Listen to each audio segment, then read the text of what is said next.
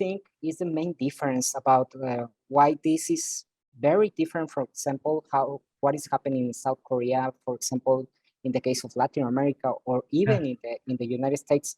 And because, for example, I don't see there is a religion issue, considering there is a lot of Catholics and Christians in South Korea. So I don't see that as a kind of situation that could make an important differentiation. But you are the expert on this topic. So what do you think about it? Yeah, if I can give you like the 5-10 minute version of this, because it's actually a very complex topic. But I think what is very clear is that more men are now using cosmetics. It's a fact of life.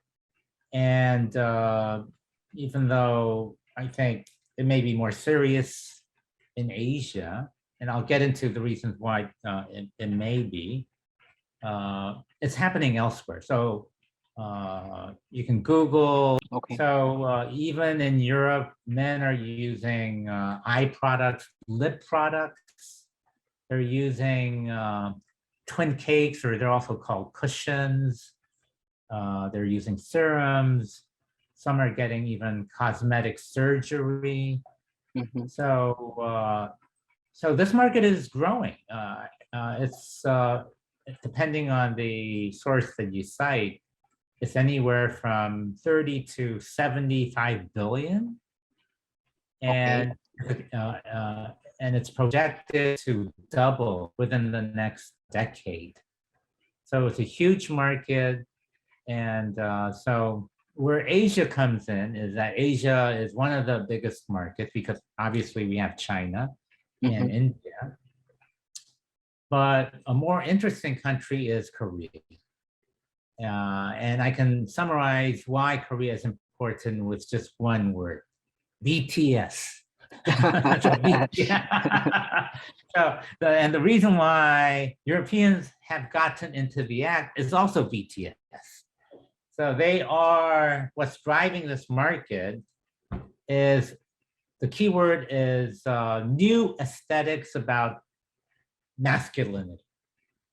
So whereas the old macho man would be someone who is hairy and has not only a mustache but also a beard, and he's wearing something like a torn shirt and a blue jeans. The Marlboro Man. If you're probably too young to remember the Marlboro Man. So he was the iconic cowboy macho man. Nowadays, again, BTS, they become icons worldwide, representing worldwide, for representing someone who is comfortable in their own skin. And I think it's a new definition of masculinity, because I think it's the woman who decides what is masculine, actually, not the man. Absolutely. Yep. And so if women want that in a man, that's what men will strive for. So a flower boy, if women want that, that's what men will try to, they'll do their Brazilian wax, they'll not only here, but down everywhere.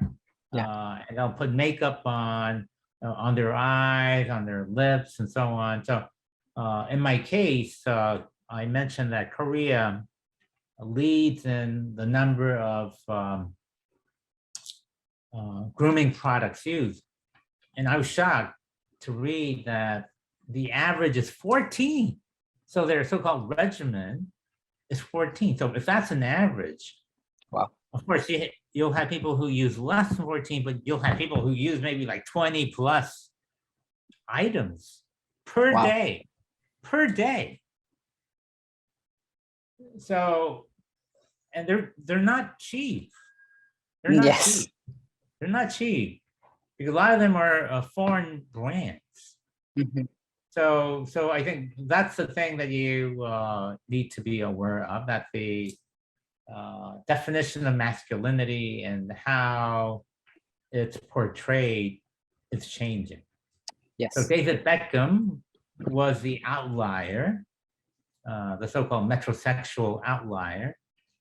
But now that symbol, that iconic representation may be found by someone here in Asia.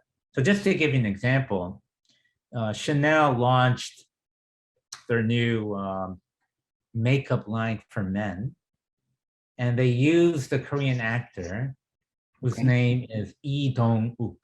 Lee Dong-wook. And he had appeared in... Yeah, that's right. Yep. Yeah, something called Goblin. Yes, So I know I saw the full series. You know, so Goblin, it also stars Gong Yoo, who I like very much, but Lee Dong-wook now is the face of Chanel, not just for Korea, not just for Asia, but for the whole world. Yeah, I saw some ads from him with Chanel. That's right. Yeah, yeah. Even I saw in a TV channel from Spain. So imagine. So yeah, this worldwide. Yeah. Yeah, it's worldwide. Yeah. So all the Korean shows that I'm not sure which ones you're watching nowadays, but if you look closely, you'll see foreign brands being placed. The product placement being used in Korean shows. So again, it gets that so-called lead market. So Korea is a lead market. It's an opinion leader.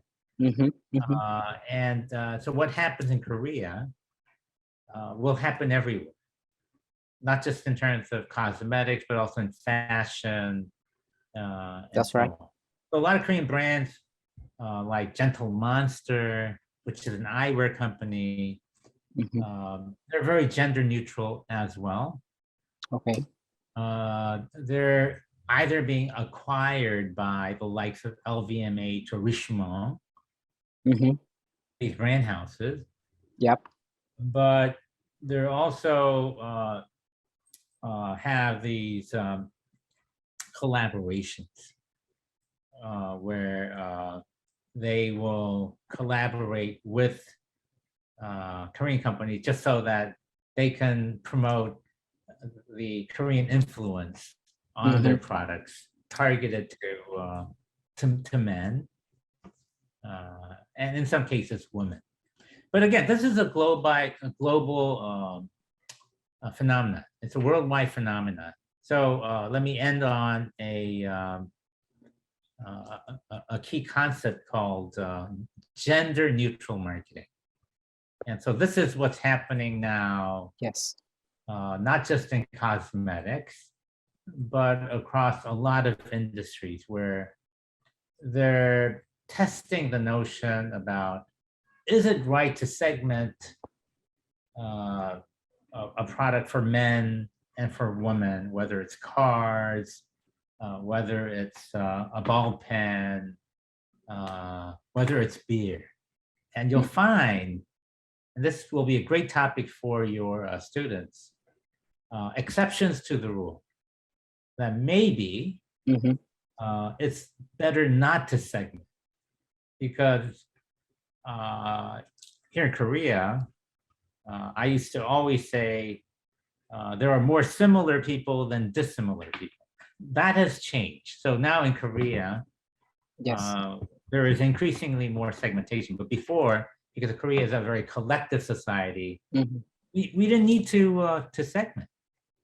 But that implication, very ironically, is now happening in the West, where, for example, Heineken, just to give you an example, I love Heineken. I used to love their gender-specific ads, such as men loving football. So they used to have, during the Champions League, something targeted especially to men.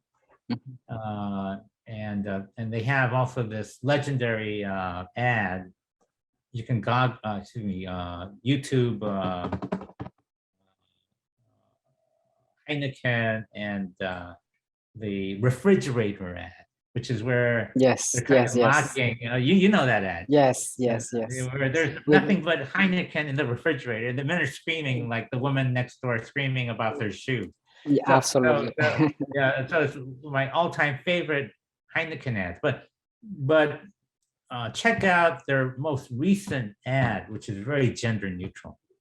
Oh, you'll love it, because in that ad, they're tackling all the gender stereotypes that people have about women drinking cocktail and only the macho man drinking Heineken. In that ad, only the women drink Heineken. So when the waiter comes with the Heineken and the cocktail and he serves the woman the cocktail and the man the Heineken, the woman just gives him that cold stare and switches the two drinks. Yeah. So again, it's not beer, but it could be toys, of course. But in the States, girls don't play with pink toys anymore. They want something which is gender neutral. So it used to be men would get all the blue toys, and the girls would get all the pink toys. In fact, a lot of stores have discarded girls and boys sections. So they have to buy in the same sections. Okay. The toys are like that. I think maybe even cars will get into that act because we know a lot of the SUVs are actually driven by women. Yes. Yeah. But because nowadays, they have children. Yeah. And the small minis, they're driven by men. Absolutely. So, yeah. Even Lamborghini has an SUV and Porsche and absolutely. And of course cosmetics. So a lot of cosmetic brands, the niche brands, they're all gender neutral. And there's a brand, in fact, called We Are Fluid. What a name for a gender neutral cosmetic brand. We Are Fluid with one E at the end. So it's FLUIDE. Okay. And so they don't specify who it's for.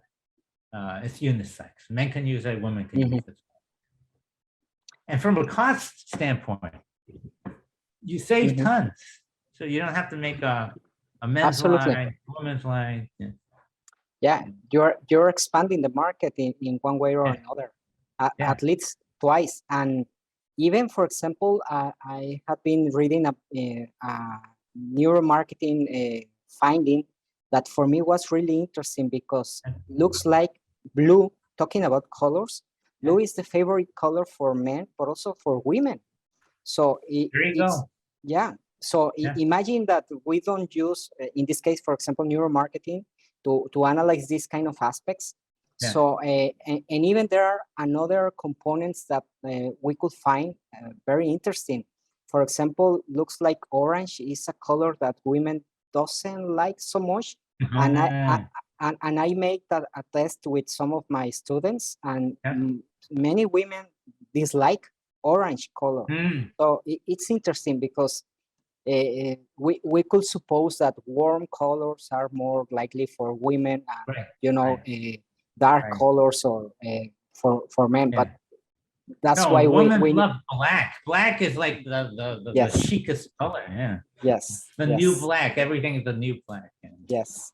So that's a lot of research in background there. So thanks to share about it, Professor.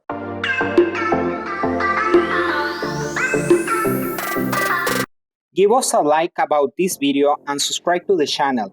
Thanks again and see you soon.